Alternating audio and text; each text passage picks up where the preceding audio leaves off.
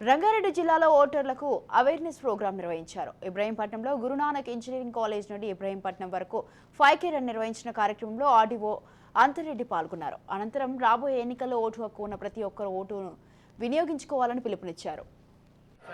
నిష్పక్షపాత ప్రశాంత ఎన్నికల ప్రభావాన్ని నిలబెడతామని మతం, జాతి, కులం, వర్గం, భాష లేదా ఎటువంటి ఒత్తిడులకు ప్రభావితం కాకుండా ప్రతి ఎన్నికలో నిర్భయంగా ఓటు చేస్తామని ఇందు మూలంగా ప్రతిజ్ఞ చేస్తున్నాము. ప్రజాస్వామ్యంపై విశ్వాసంతో మనకు ఓటర్ అవేర్నెస్ ప్రోగ్రాంలో భాగంగా మన ఇబ్రహీంపట్నం కాన్స్టిట్యున్సీలో 5K రన్ నిర్వహించడం జరిగింది. ఈ 5K రన్ గురునానక్ కాలేజ్ నుంచి ఇబ్రహీంపట్నం అంబేద్కర్ చౌరస్తా వరకు పార్టిసిపేట్ చేయడం జరిగింది.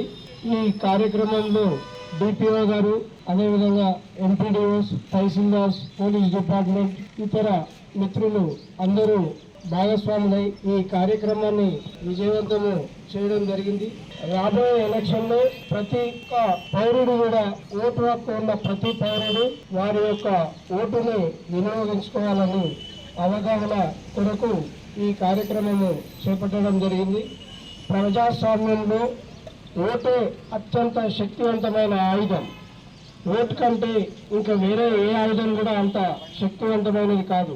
మనకు కావలసిన ప్రభుత్వాన్ని ఎన్నుకోవాలంటే విధిగా మనం అందరూ కూడా ప్రజాస్వామ్యంలో వారి యొక్క ఓటును వినియోగించుకొని ఈ ప్రజాస్వామ్యం యొక్క మౌలిక స్ఫూర్తిని కొనసాగిస్తూ ముందుకు తీసుకుపోవాల్సిందిగా కోరుతున్నాను.